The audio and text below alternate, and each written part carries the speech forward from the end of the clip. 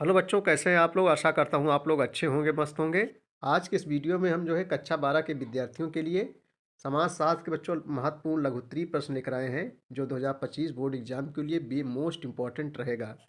तो चलिए बच्चों, देर न करते हुए हम देखते हैं। पहला क्वेश्चन है कि भारतीय लोकतंत्र की प्रमुख विशेषताओं का उल्लेख कीजिए। ये बच्चों जो है कई वर्षों परीक्षाओं में जो है पूछा जा रहा है। भारतीय लोकतंत्र की प्रमुख विशेषताओं का जो है उल्लेख कीजिए। आइए इसका उत्तर देखते हैं। लघुत्तरीय प्रश्न है, मोस्ट इंपॉर्टेंट है। देखो, भारतीय लोकतंत्र, लोकतंत्र किसे कहते हैं बच्चों? जनता द्वारा चुनी गई सरकार को लोकतंत्र कहते हैं, यानी लोगों द्वारा चुनी गई सरकार को लोकतंत्र कहते हैं। तो भारतीय लोकतंत्र के मूल तथा प्रक्रियाएं भारतवर्ष के दीर्घकालीन निवेश विरोधी संघर्ष के परिणाम रहे हैं। अंग्रेजों ने बहुत सारे परिवर्तन किए, इनमें कुछ कुछ जानबूझकर किया गया परिवर्तन था, तो कुछ अनैच्छिक रूप से किया गया परिवर्तन। पाश्चात्य शिक्षा का प्रचार अंग्रेजों के द्वारा जो है किया गया एक अनैच्छिक परिवर्तन था। अंग्रेजों ने पाश्चात्य शिक्षा का प्रचार प्रसार इसलिए जो है किया ताकि वे पाश्चात्य शिक्षा पर भारतीयों का एक मध्य वर्ग बन सके, और उनकी सहायता से यहाँ अपने औपनिवेशिक शासन को निरंतर चलाते रहे। इससे बच्चों पाश्चात्य शिक्षा प्राप्त भारतीयों का एक वर्ग बन गया, किंतु इस वर्ग ने अंग्रेजी शासन के सहयोग देने की अपेक्षा लोकतांत्रिक समाज, न्याय तथा राष्ट्रवाद जैसे पाश्चात्य उदार विचारों का प्रयोग और औपनिवेशिक शासन की जो है चुनौती देने के लिए किया। ठीक है। अगला क्वेश्चन देखेंगे। धर्मनिरपेक्षता की अवधारणा पर जो है विस्तृत रूप से प्रकाश डालिए। धर्मनिरपेक्षता यानी बच्चों सभी धर्मों को समान रूप से देखना धर्मनिरपेक्षता कहलाता है। किसी एक धर्म को बढ़ावा न देना, यानी सभी धर्मों को एक समान रूप से देखना। धर्मनिरपेक्षता की अवधारणा पर विस्तृत रूप से प्रकाश डालिए। आइए इसका उत्तर हम लोग देखते हैं। देखो, धर्मनिरपेक्षता सामाजिक परिवर्तन का माध्यम है। इससे जो है सार्वजनिक मामलों में धर्म के प्रभाव में कमी आती है, सामाजिक जीवन में धर्म का महत्व घटता है तथा सामाजिक कल्याण की जो है प्राथमिकता दी जाती है।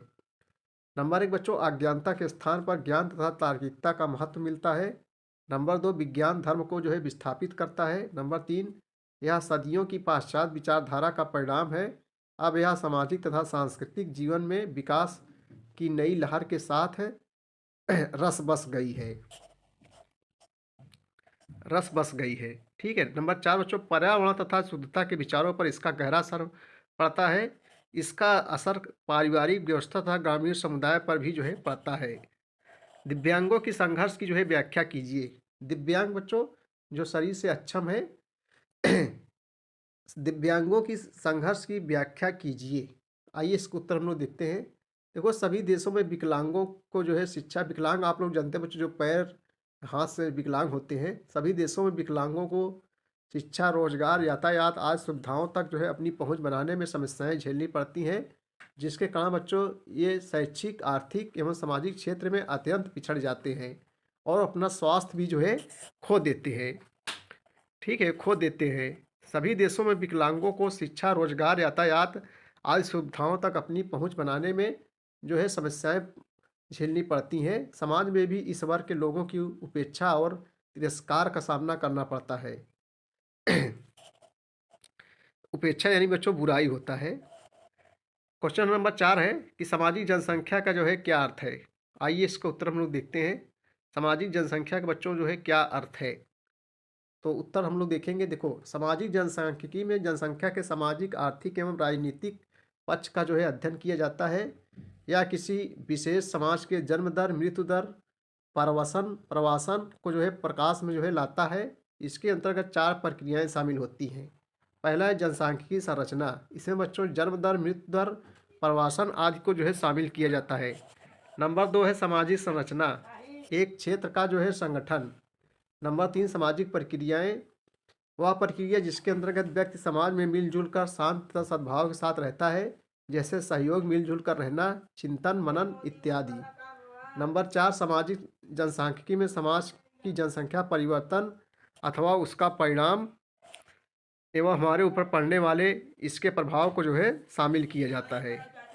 पांचवा है बच्चों वैश्वीकरण से क्या लाभ है। वैश्वीकरण के जो है क्या लाभ है, तो उत्तर होगा वैश्वीकरण के जो है निम्नलिखित लाभ है। नंबर 1 रोजगार में वृद्धि। नंबर 2 मुआवजे में वृद्धि। नंबर 3 बच्चों उच्च जीवन स्तर। नंबर 4 निवेश में वृद्धि। नंबर 5 बुनियादी बुनियादी ढांचे का विकास एवं विदेशी मुद्रा भंडार। तो बच्चों ये थे महत्वपूर्ण जो है लघु उत्तरीय प्रश्न कक्षा 12 के विद्यार्थियों के लिए समाजशास्त्र के।